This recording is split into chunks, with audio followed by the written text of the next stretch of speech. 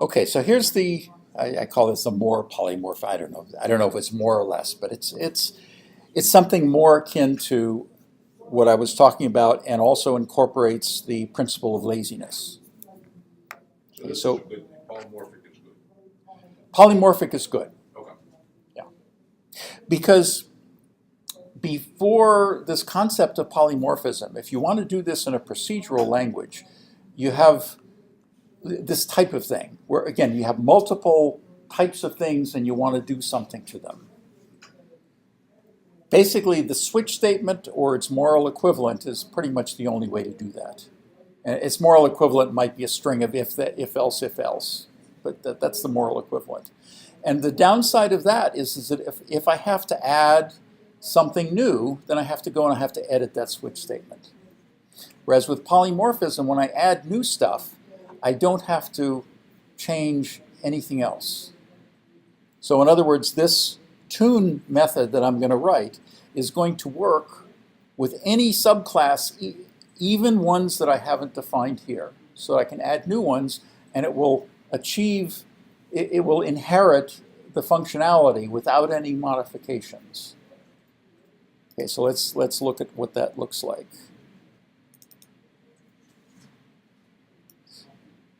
Okay, oops. Somehow when NetBeans is being displayed here, it kind of freaks out sometimes. All right. Oh.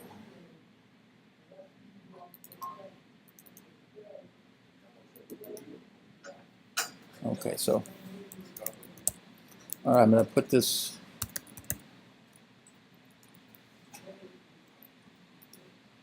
All right, so let's start with our instrument class.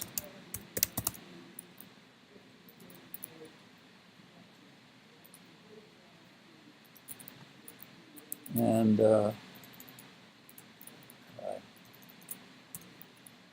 maybe later in the course we'll talk about logging a little bit. But in the meantime, I don't want. Okay, so actually first I need to define my enum. So let's define my enum, my note. And I'll just define the ones that I need.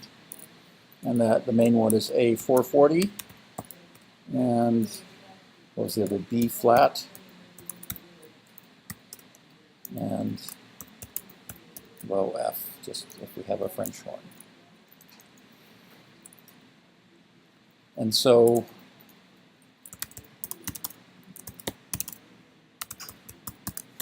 okay, so the idea is that I'm going to have a tuning note, and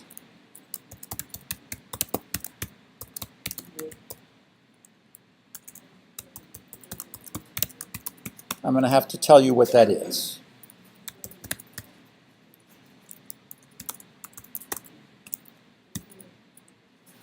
And let's have a getter.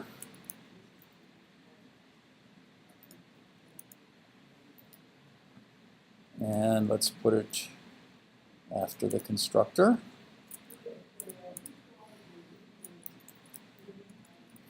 Okay, so now my tune method, oops, tune, not tune, method is, now I'll just, and see, normally you don't want to put print statements in a component, but this is just for example. And so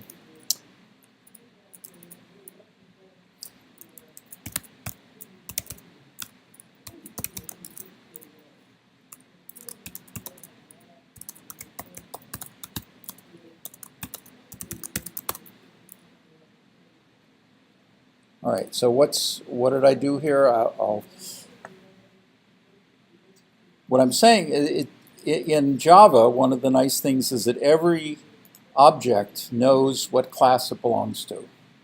So when I say this get class, this will return what the class is, and then instead of having the big long name, what they call the simple name is that qualified name or unqualified name.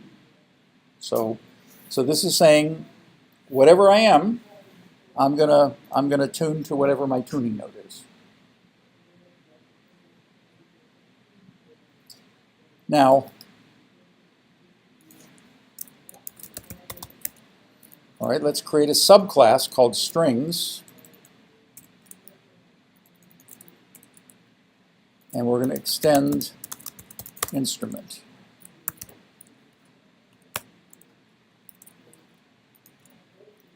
Okay, so now what is it complaining about? It is complaining that the constructor, see now this is something you should be, okay, now why is it complaining?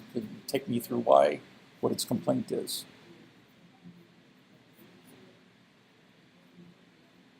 It says constructor, instrument, and class instrument cannot be applied to given types. Required note, found no arguments.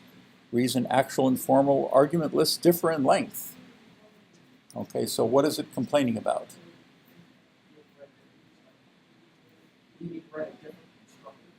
Correct. But why is it, it's complaining, it said it found no arguments. It says, so remember what it does. What does it do if I don't write a constructor? It writes one for me with no arguments. Okay, so all right, so that constructor is in there, even though I don't see it. Now, what's the first executable statement in a constructor? This or super. And if I don't put one in, it puts in super with no arguments. Okay, so my constructor here required a note. This put in a constructor for me that was empty and then said, oh, you have a constructor, but you haven't written a call to super or this. So I'm going to put in a call to super with no arguments. And it says, hey, wait a minute. Okay, so and the reason why I kind of keep coming back to it, it's important to kind of keep that in mind, because otherwise this is a really confusing error message. Say, what the heck? I just did a little bit of typing. I defined the class. That's okay. My curlies match up. So what is its problem? Okay, so now strings. So here's where I can use the fact that strings tune to an A440, at least in a standard orchestra. And let's add an import. Okay, so in the past we've seen similar constructor things where we pass something into the constructor and just pass it to the super. There's nothing that requires that. And in fact, in this case, if I'm a string, I know that I'm going to tune to an A440, and so I pass that up, and now the compiler is happy because I gave it a note.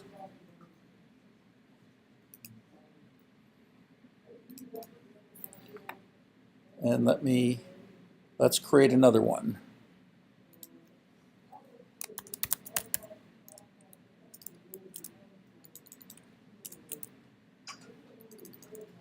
And there's a similar sort of thing. Oops, we want to extend.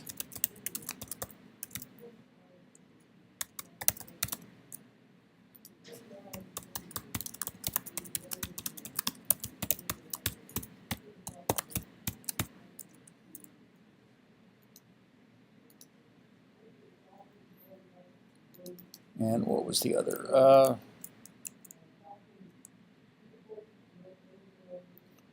Let me tell you what. Because different wind instruments tune to different things, let me call this a B-flat clarinet, because there are also A clarinets.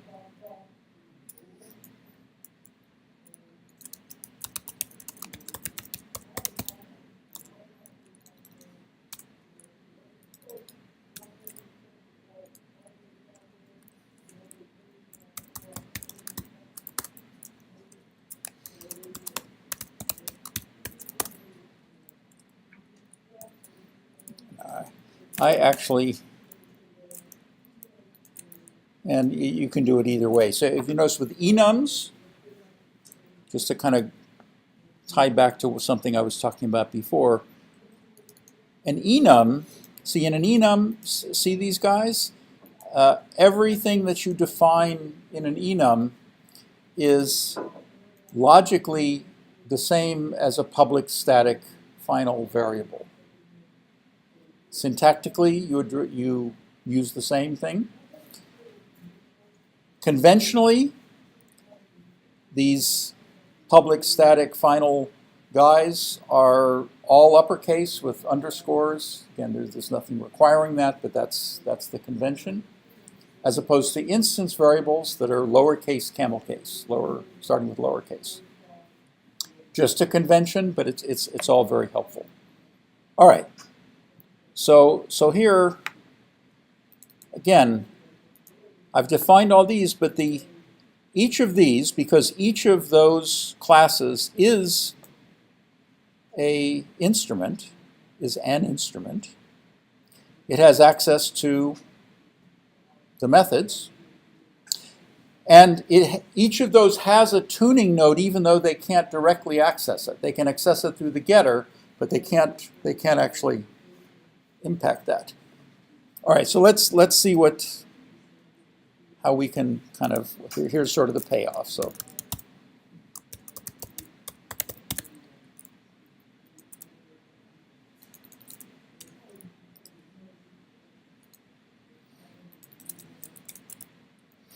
all right, now this is kind of come up with the why do this.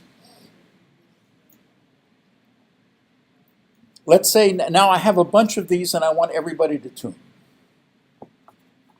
Now, what I can do is I can have an array of strings, I can have an array of brass, I can have an array of B flat, and I can say, okay, you tune, now you tune, now you tune. And then later on when I add another instrument, like a didgeridoo or something, you never know, then I would have to go in and muck with that. Okay, but instead,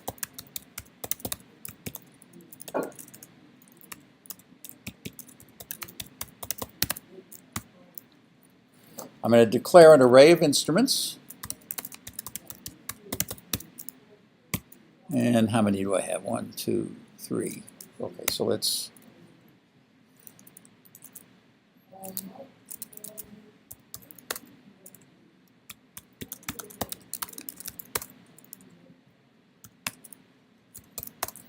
So now, because of the ISA, or polymorphism, I can insert an instance of strings, brass, or a B-flat clarinet into an instrument, because the ISA is kind of a, because the strings is an instrument, because a brass is an instrument, because a B-flat clarinet is an instrument. I don't know, maybe that's too specific. Here's another cool thing you can do with refactoring, by the way. Instead of this, I'm going to call this, I want to change the name of this. So if I right-click and I say refactor, rename, I want to call this just a B-flat wind. Wind because, all right, so when I do refactor, has this ever happened to you when you're coding in other languages where you have a variable or the name of something and it's all over the place and you want to change the name? You change the name and now you got to go find it every place? That's what refactor is amazing. Well, if you refactor, it will go and find every place where that was found. In this case, it actually changed the name of the file itself.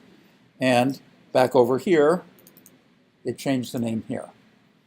So when you do a refactor rename, it goes and finds every place you've used that and changes the name to the new one. That works, in this case, for the name of a class. It works for the name of a variable. It works for the name of a method. So that, it's just a little... Okay, so...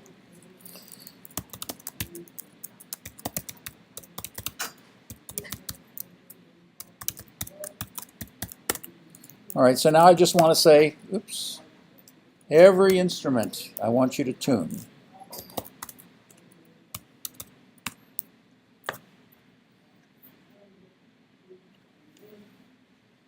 Okay, so the polymorphism, or the ISA, comes into the fact that now, and this may go a little towards answering some of the why question.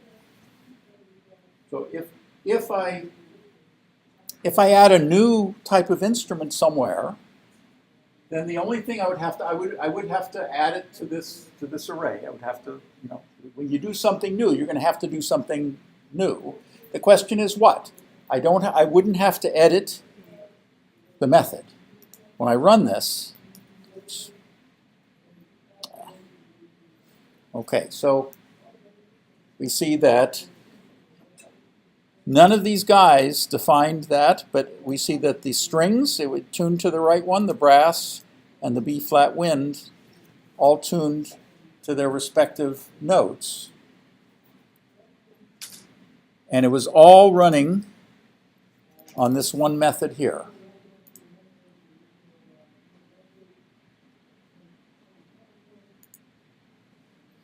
So that you may not appreciate now. This is incredibly powerful. I mean, I can see how impressed you are, but believe me, this is impressive because it amplifies the programmer virtue of laziness by allowing you to, if you're careful about it, to write code and really reuse it strongly. I mean, this is reuse with a capital R. Because now, even after having done this, let me define a new guy. Okay, see what I have to change if I want to add a new.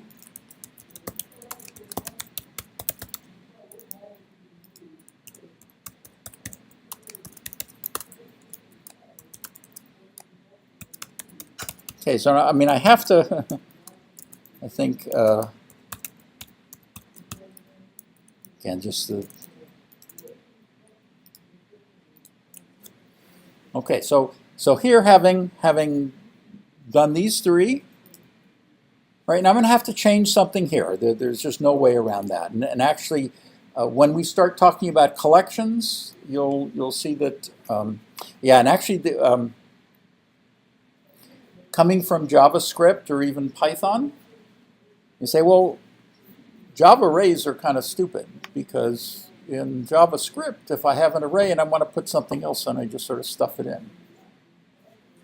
Whereas here in Java, I have to say, well, okay, you said 3, now I want to say 4.